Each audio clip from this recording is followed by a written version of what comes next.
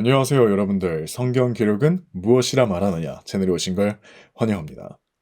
이번 시간에는 휴가가 언제쯤에 있을지를 알아보기 이전에 선행학습을 먼저 해보도록 하겠습니다. 혹시 여러분은 우리가 살고 있는 이 세상이 만들어진 지가 얼마나 되었다고 생각하십니까? 학교에서 배운 대로 지구가 만들어진 지 45억 년 정도 되었을까요? 사실 성경적으로 바라보면 이 세상은 창조된 지 6천년 정도밖에 안 되었습니다. 오늘은 이에 대해서 다뤄보려고 합니다. 이 세상이 창조된 지는 6천년밖에 안 되었다. 이번 시간 시작하겠습니다.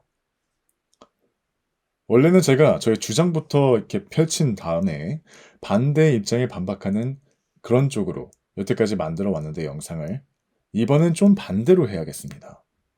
과학적인 관점에서 성경을 풀이하려고 하시는 분들의 입장을 먼저 반박부터 해야겠습니다.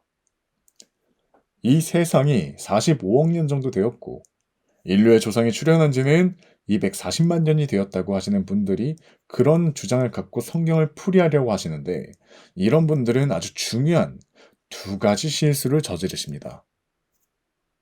하나, 디테일을 놓쳐서 모순을 만들어버렸다. 이거 하나만으로 어마어마한 오류들이 나옵니다. 우선 창세기 1장부터 보면 하나님께서 이 세상을 얼마 동안 창조하셨는지 이 사람들은 인정하지 않게 됩니다.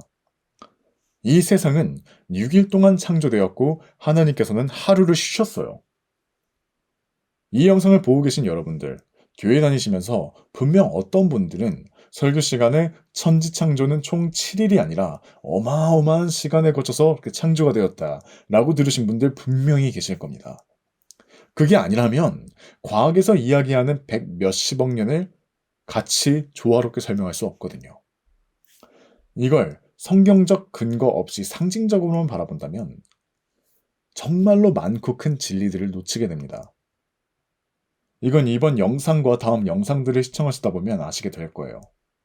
과학과 성경은 접목할 수 있는 것이 있고 없는 것이 있다는 것을. 성경은 정말이지 아주 상세한 책이에요. 누가 몇 살 때 무슨 일이 일어났는지까지 기록되었고 그게 성경의 한 곳에서만 이야기된 게 아니라 아예 다른 성경에서 부연 설명이 나오는 경우가 아주 많습니다. 예를 들면 모세가 이집트로부터 도망친 때의 나이가 언제인지 아시나요? 이건 교회를 다닌 기간이 좀 되신 분들이라면 상식으로 갖고 있을 내용인데 40살입니다. 그런데 여러분 이것도 아세요? 출애굽기 어디에도 모세가 이집트를 도망친 때에 모세가 몇 살이었는지 나와 있지 않아요. 40살에 이집트로부터 도망쳤다는 구절은 사도행전 7장에 있습니다. 꽤나 떨어져 있죠? 여기서 만약에 이집트로부터 모세가 도망친 것이 성경적 근거는 없지만 상징적인 해석이다 이렇게 말하는 사람이 있다고 가정해 보겠습니다. 그럼 사도행전 7장의 상세한 부연 설명은 어떻게 되는 걸까요? 사도행전 7장을 보면 꽤나 자세하게 설명이 되어 있거든요. 모세가 도망친 게 40살이었다 이거 말고도 더 있습니다. 이게 그러면은 맞아떨어지지가 않게 되는 거죠. 믿지 못하겠으면 상징적으로 바라보는 비유다 이렇게 바라보는 이 나쁜 습관은 성경에 대한 믿음을 완전히 흔들어 버린다는 점을 꼭 기억하셨으면 합니다.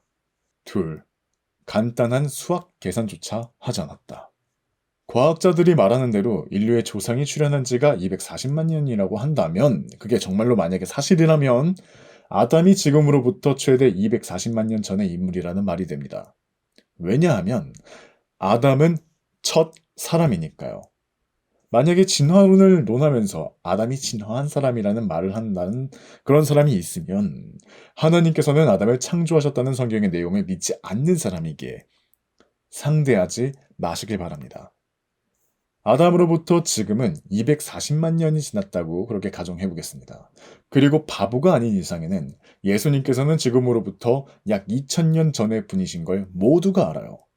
그렇다면 아담으로부터 예수님께서 태어나시기 전까지가 240만 년이라는 이야기가 됩니다. 근데 창세기 5장을 보면 아담부터 아브라함까지가 약 2000년이거든요. 그럼 아브라함부터 예수님이 태어나시기까지가 약 240만 년이라는 말이 되네요. 그럼 아브라함부터 예수님까지가 몇 대에 이르는지 계산을 해보면 240만 년이 정말 맞는지 아닌지 확인할 수 있겠죠. 마태복음 1장을 보면 총 42대의 세대가 확인됩니다. 42대 손이에요. 설령 모든 세대가 100살의 첫 자손을 낳는다 하더라도 42세대면 4200년입니다. 240만 년으로는 턱도 없는 거죠. 이게 말이 안 된다는 걸 주장하는 사람들 중에 일부는 알고 있어요. 그렇기에 그 사람들은 분명 대가 이어지면서 중간에 긴 공백이 있을 것이다 라고 말합니다. 하지만 창세기 5장과 마태복음 1장을 보시면 아실 수 있듯이 연속성이라는 게 있습니다. 숫자로 치환하면 1이 2를, 2가 3을, 3이 4를 이렇게 이어진다는 거죠. 그럼 몇몇 사람이 10만 년씩 살았다는 말이 될까요? 이 모든 게 하나에서부터 출발했습니다. 있는 그대로 받아들이지 않음에서 온 것이죠. 자, 그렇다면 성경 기록은 무엇이라 말하는가를 살펴봐야겠죠. 앞서 말씀드렸듯이 이 세상을 창조된 지 6천년 정도밖에 안 되었습니다. 그것을 어떻게 할 수 있는지 차차 살펴보시죠. 우선 우리가 살펴볼 건 창세기 1, 2장의 천지창조입니다. 여기에 정말이지 수많은 것들이 내포되어 있어요. 이제부터 창조의 순서가 앞으로의 7천년간의 그림이라는 그것을 알아보겠습니다. 첫째 날에는 하나님께서 빛과 어둠을 나누셨습니다. 둘째 날에는 하나님께서 궁창을 만드셨습니다. 셋째 날은 하나님께서 땅이 드러나고 식물이 자라나게 하신 날입니다. 넷째 날은 하나님께서 해와 달과 별을 만드셨습니다. 다섯째 날에는 하나님께서 바다와 하늘의 생물을 만드셨습니다. 여섯째 날에는 하나님께서 땅의 짐승과 사람을 창조하셨습니다. 일곱째 날에는 하나님께서 창조 사역을 마치시고 안식하셨습니다.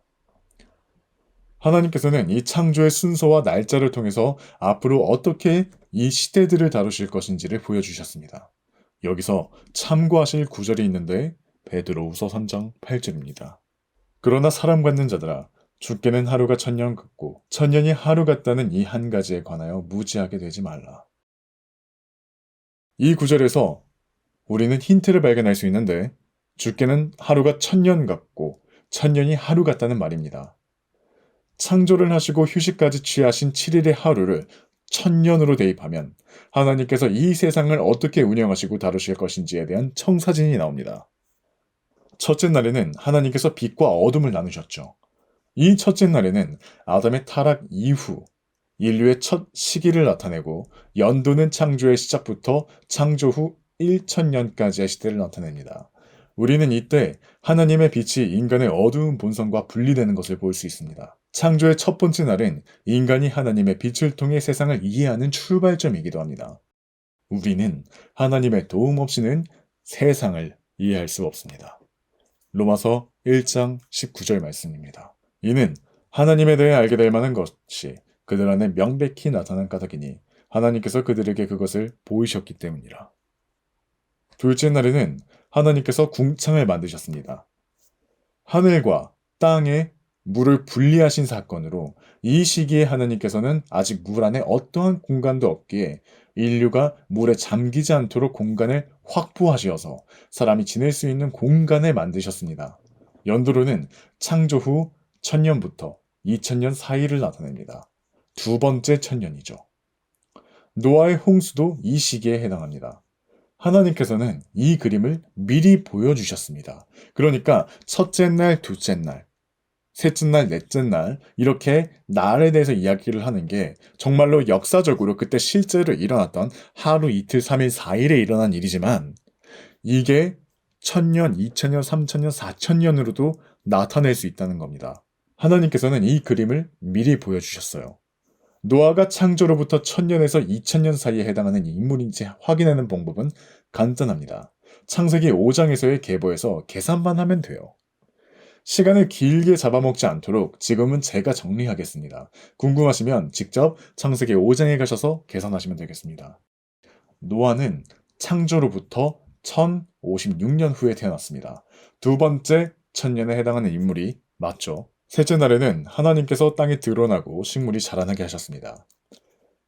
하나님께서 이 땅에 새로운 생명으로 채우는 시기이며 연도로는 창조 후 2000년부터 3000년 사이를 나타냅니다. 이 시기에 하나님께서는 아브라함을 선택하시고 이스라엘을 세우셔서 하나님의 백성으로 삼으셨습니다. 이 시대는 땅이 열매를 맺듯 하나님의 백성도 그분의 축복을 받는 시기입니다. 창세기 5장과 11장을 통해서 아브라함이 언제 태어났는지를 알 수 있고 또 성경에 진행되는 내용을 통해서 언제 아브라함을 통해 이스라엘을 세우실 약속을 하셨는지 알 수 있습니다. 아브라함은 창조로부터 1948년 후에 태어났고 하나님의 약속을 받고 하란에서 떠난 때가 아브라함이 75세가 되었을 때입니다. 여기서 잠깐 재미있는 점 한번 이야기를 해볼까요? 아브라함이 언제 태어났다고요? 창조로부터 1948년입니다. 자, 이건 제가 답을 이야기를 하지 않을게요. 질문만 드려볼 테니 여러분이 답을 찾아보시죠. 이스라엘이 건국된 연도가 AD 몇 년일까요?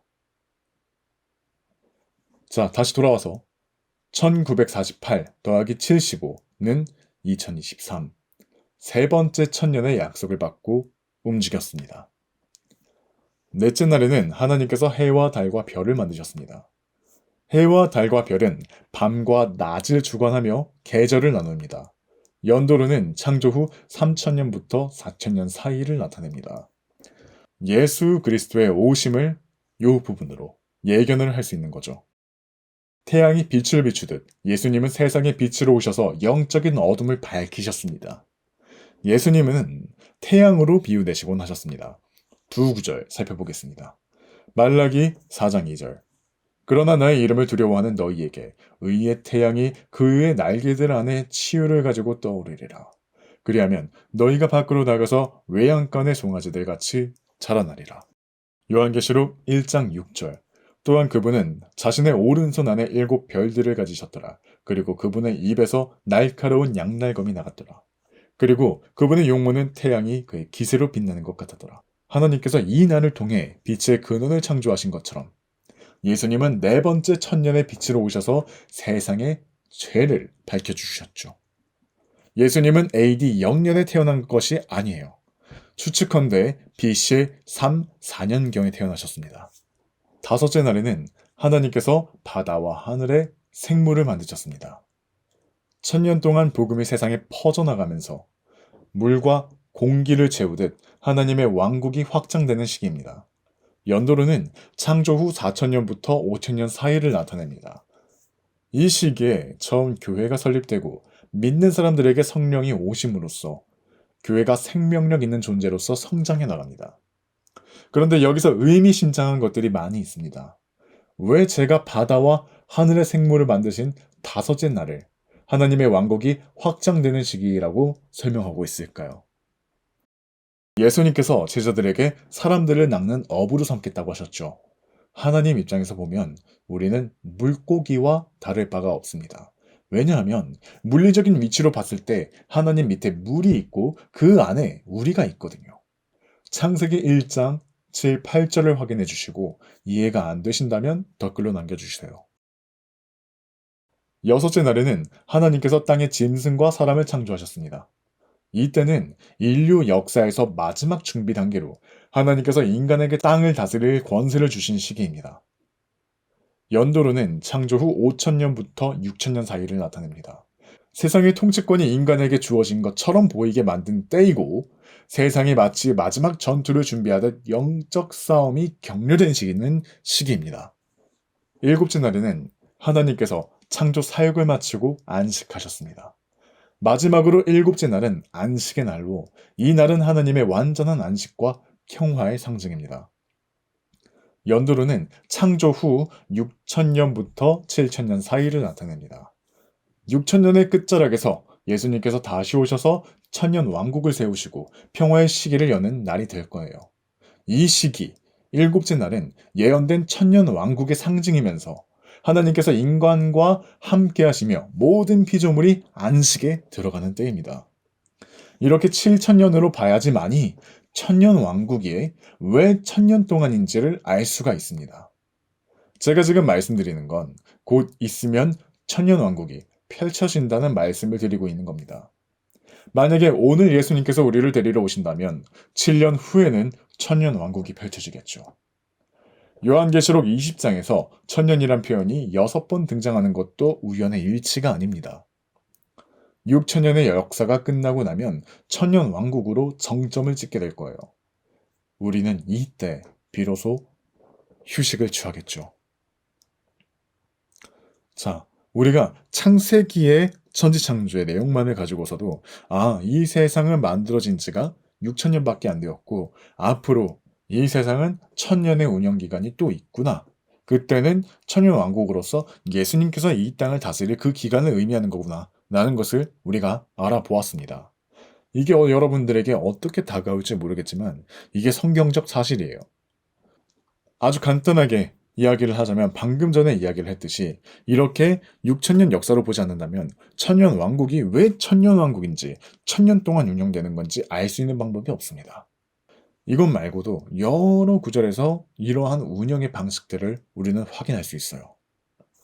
그래서 오늘은 이렇게 인류 역사가 6천년이라는 사실을 알게 되었고 다음에는 저번에 영상에서 제가 말씀드렸듯 휴거의 시기에 대해서 간단하게 다뤄보려고 합니다. 이 휴거의 시기에 대해서 다룬다고 하는 게 몇 년, 몇 월, 며칠, 몇 시를 이야기하는 게 아니에요. 자세한 내용은 다음 영상에서 확인하시죠. 이번 영상 함께 해주셔서 감사하고 다음에도 함께 했으면 좋겠습니다. 감사합니다.